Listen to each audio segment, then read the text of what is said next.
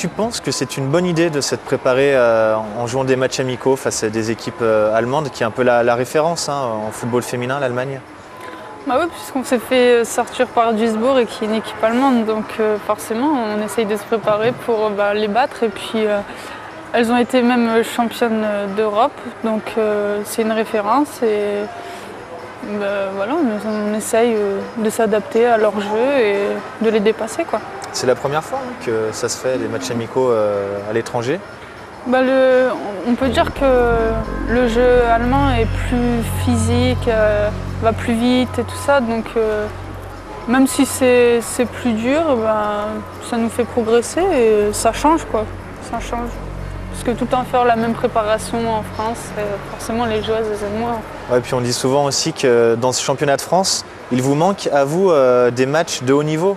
Parce qu'à part les 4-5 premiers du championnat qui vous offrent de la résistance, il n'y a pas grand-chose derrière. Ce serait prétentieux de dire qu'on n'a pas de résistance parce qu'il y a beaucoup...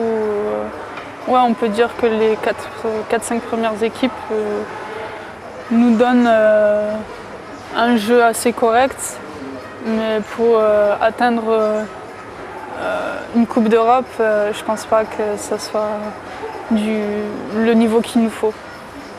Bon alors Amandine, il y a une autre nouveauté cette saison, ce sont les nouveaux maillots de l'OL féminin. Enfin, vous avez des maillots coupés féminins. C'est une bonne nouvelle, ça. Enfin, parce que depuis des années, on se bat avec la production pour avoir des maillots qui nous taillent assez moulants et tout ça, et puis on y arrive. Et toi d'ailleurs, tu te sens très à l'aise dedans, parce que tu nous as offert un petit défilé de mode. On va voir tout ça dans le Zoom préparé par Gabriel Vacher.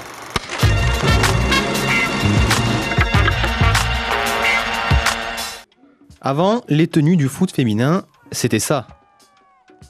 Dorénavant, ce sera plutôt ça.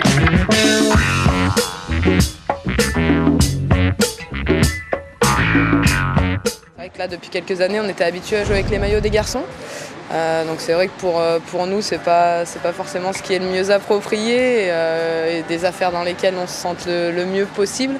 Donc non, très contente d'avoir ces coupes féminines cette année. Et puis ouais, j'avais eu le privilège de les voir un petit peu avant et de pouvoir les essayer parce que je travaillais à OL Merchandising.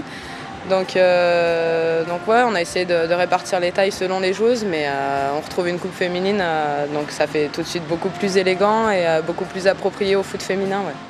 Plus approprié, effectivement, une coupe beaucoup plus serrée près du corps, histoire de mettre les atouts en valeur et de promouvoir d'une certaine manière le foot féminin. On se demande même s'il n'y a pas un petit côté sexy dans ces nouvelles tenues. Je ne sais pas si on peut dire un côté vraiment sexy, mais en tout cas, ouais, quelque chose qui permet de montrer qu'on est des femmes, même si on considère le foot comme quelque chose d'assez masculin. C'est ce qui nous permet à nous de montrer qu'on peut être des filles très élégantes aussi. Ouais. Et pour connaître le sentiment des joueuses d'OL féminin, direction les vestiaires de la Plaine des Jeux de Gerland, juste avant l'entraînement. Voilà, c'est ici. Ah non, la demi-tour, on ne peut pas vous en montrer plus. Juste connaître les premiers avis. Nouvelle coupe, Laura? Nouvelle coupe de cheveux ou nouvelle coupe Ouais, une nouvelle coupe féminine. Regardez. C'est bien ou pas? Oui, ça fait fille au moins. Et à l'instar de leurs homologues masculins, les filles ont droit aussi à leur espace en boutique. Si vous préférez Sandrine Dussant à Michel Bastos, par exemple, pas de problème, le maillot d'OL féminin vous attend.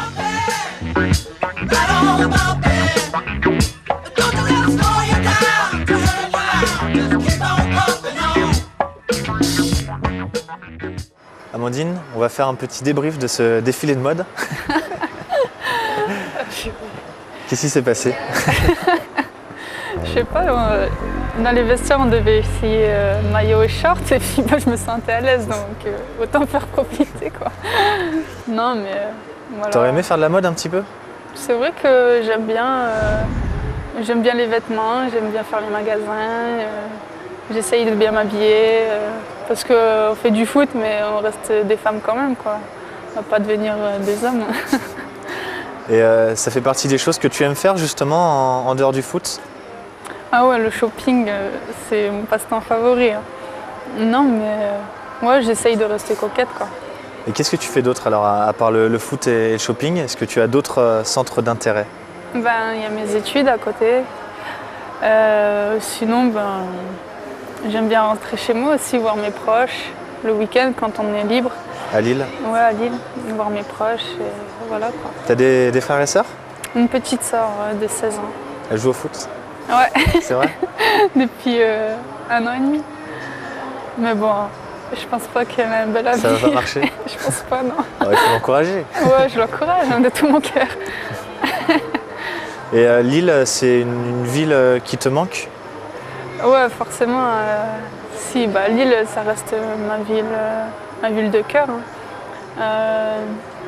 C'est sûr que Lyon, c'est une ville super agréable.